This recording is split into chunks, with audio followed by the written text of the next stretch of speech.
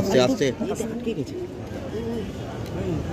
আমরা যেদিন যে 9 তারিখ আমাদের বাড়ির মেয়ে ডাক্তার দিদি অভয়া তিলোত্তমা যাই বলে আপনারা চেনেন, মানে মেয়েটিকে, হতভাগ্য মেয়েটিকে, আমরা যখন সকাল 10:55-তে মানে খবর পাই, বাড়ির লোক আমাদের কাছে আসে, আমরা কাকা কাকিমা হিসেবে বলছি, যেই মুহূর্তে খবর পাই তার 1 ঘন্টার মধ্যে আমরা গাড়ি বুক করে আমরা হসপিটালে যখন আসি তখন 2:10 থেকে 2:15 হবে।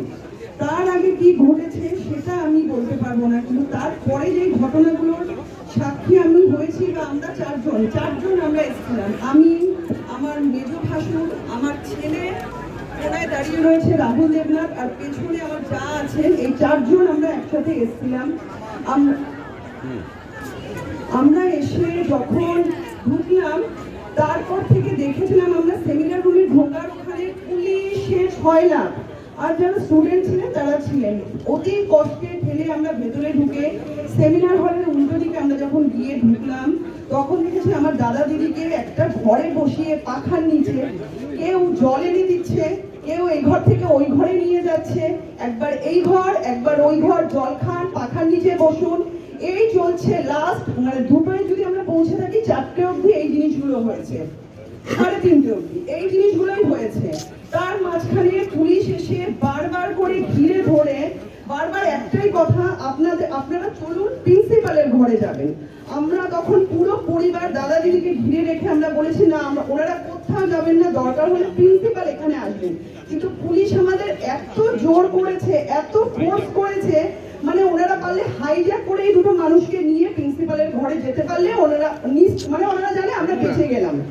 তো যাই হোক, কোনোভাবে হয়তো 5 মিনিটের জন্য বলে তারপরে ওনারা নিয়ে গেলেন এই 2টো মানুষকে। তারপর থেকে আমরা আর এই 2টো মানুষকে দেখতে পাইনি, পরিবার একদিকে, বাবা মা একদিকে। তারপরে যে ঘটনা ঘটেছে মিডিয়া দৌলতে আপনারা সবাই জানেন। দেন যখন পোস্টমর্টম হয়ে বডি বেরোচ্ছে, দাদা দিদি গাড়ি করে যখন বেরোলো তখন হাতটা আমাদের দেখিয়ে গেল। আমরা বুঝলাম যে হ্যাঁ তারা বেরোচ্ছে, আমরা কি জানবো নর্মালি যে এরপর আমরা পরিবারের লোক আমরা যাব, বা মাঝখানে অ্যাম্বুলেন্স যাবে তারপরে আমরা যাব। কিন্তু সেখানে দাঁড়িয়ে আমাদের বলা হয়েছিল যে আপনাদের পরিবার তো, আপনাদের জন্য 2টো গাড়ি রাখা আছে। আমরা যখন গাড়িতে, মানে আমি বলছি দায়িত্ব নিয়ে, এটা আমি বলছি, আমি যখন গাড়িতে উঠতে যাই আমাকে ধাক্কা দিয়ে ফেলে দেওয়া হয়, ধাক্কা দিয়ে পুলিশ ফেলে দিয়ে বলে না না এই গাড়িতে পুলিশ ছাড়া কেউ উঠতে পারবে না।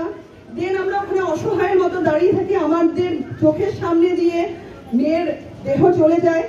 তারপরে ওখানে যারা আমাদের পরিচিত ছিলেন তারা বললেন যে আপনারা দেখুন কি করে যাবেন। তখন আমরা নিজেরা ম্যাটাডোর করলাম, ম্যাটাডোর করে আমরা অন দা ওয়ে যখন যাচ্ছি, মাঝ রাস্তা যাওয়ার পর হঠাৎ আমাদের মনে হলো যে বর্দাকে ফোন করি। যখন বর্দাকে ফোন করা হলো তখন বর্দা বলছে আমরা তো টালা থানায় বসে রয়েছি। ততক্ষণে আমাদের কাছে খবর চলে এসেছে যে আমাদের মেয়ের দেহ বাড়িতে পৌঁছে গেছে, কারণ গ্রিন করিডোর দিয়ে পুলিশ নিয়ে গেছে, দেহ বাড়িতে পৌঁছে গেছে। আমরা এখানে এমন বক্তব্য শুনতে পাচ্ছি কিছু স্থানীয় মানে নেতা নেত্রী, তারা বলছেন যে 20 মিনিট বডি দাঁড়িয়েছে। আমি অতি দায়িত্ব নিয়ে বলছি যে আমাদের মেয়ের বডি আমাদের বাড়ির সামনে 1.5 ঘন্টা দাঁড়িয়েছিল, 1.5 ঘন্টা। না বাবা মা ছিল না পরিবার ছিল। কে ছিল সাথে? সাথে ছিল ওখানকার লোকাল কাউন্সিলর।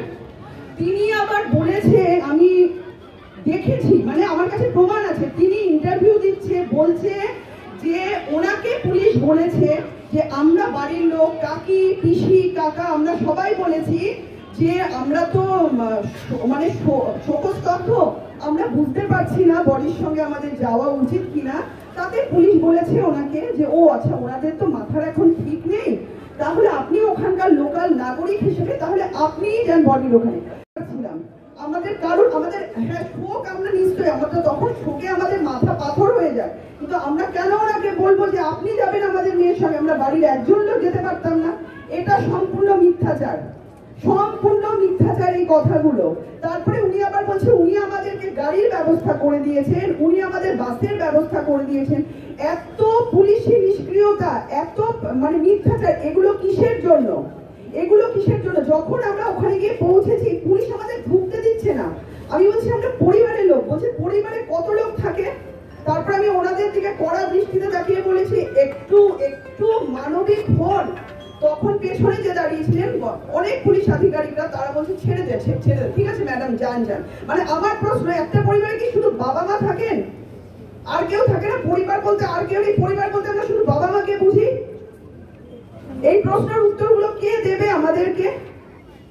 এই প্রশ্নের উত্তর চাই। আমাদের সঙ্গে চরম নিষ্ক্রিয়তা করা হয়েছে, চরম। মানে পুলিশের যতক্ষণ পর্যন্ত না বডি দাহ হয়েছে ততক্ষণ পর্যন্ত 300-400 পুলিশ একেবারে ঘিরে রেখেছিল আমাদেরকে।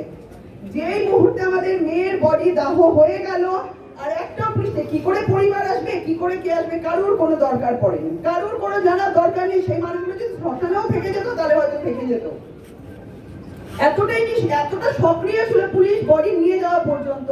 যখন দাহ হয়ে গেল তখন পুলিশ নিষ্ক্রিয় হয়ে গেল। ঘরে ঢুকে পুলিশ টাকা অফার করছে বাবা মাকে। যেখানে আমরা আমাদের মেয়ের বডি নিয়ে বসে রয়েছি ঘরে, পরিবারের প্রত্যেকটা লোক চোখের জলে তাকাতে পারছি না, তখন পুলিশ গিয়ে টাকা অফার করছে আমাদেরকে। এটা পুলিশের মানবিক মুখ। তারা আবার বলছেন যে আমরা সব ঠিক কাজ করেছি, আমরা সব দায়িত্ব পালন করেছি।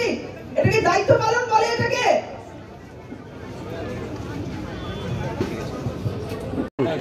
আর একটা কথা আমাদের পুরো পরিবারের তরফ থেকে সবাই বলছে, যেটা আমরা এতদিন ধরে আমরা দেখেছি, মিডিয়ার মাধ্যমে আমরা অনেক কিছু জেনেছি। আমাদের কাছে তো যা প্রুফ এভিডেন্স আছে সেগুলো তো আমরা সব সিবিআই এর হাতে তুলে দিয়েছি। তার সাথে আমাদের এই জুনিয়র ডাক্তার বা মানে সবার উদ্দেশ্যে একটাই কথা, আমরা যতক্ষণ হসপিটালে পৌঁছাইনি আপনারা তো ছিলেন। মিডিয়ার মাধ্যমে আমরা কিছু কিছু জিনিস দেখেছি যে আপনারা সেগুলো মানে প্রচার করেছেন, তো সেগুলো থেকে আমরা অনেক কিছু জানতে পেরেছি। তাই জন্য আপনাদের কাছে আমাদের করজোড়ে পুরো পরিবারের তরফ থেকে, বাবা মা পুরো পরিবার অনুরোধ করছে, এরকম কোনো এভিডেন্স আপনাদের কারোর কাছে থেকে থাকে তাহলে অভয়া তিলোত্তমার মুখ চেয়ে আপনারা নাম না প্রকাশ করে আপনারা সেই যদি কিচ্ছু না করে আপনারা সেই প্রমাণগুলো সিবিআই বা মিডিয়াতে তুলে দেবেন, যাতে আমাদের অভয়া বিচার সঠিক বিচার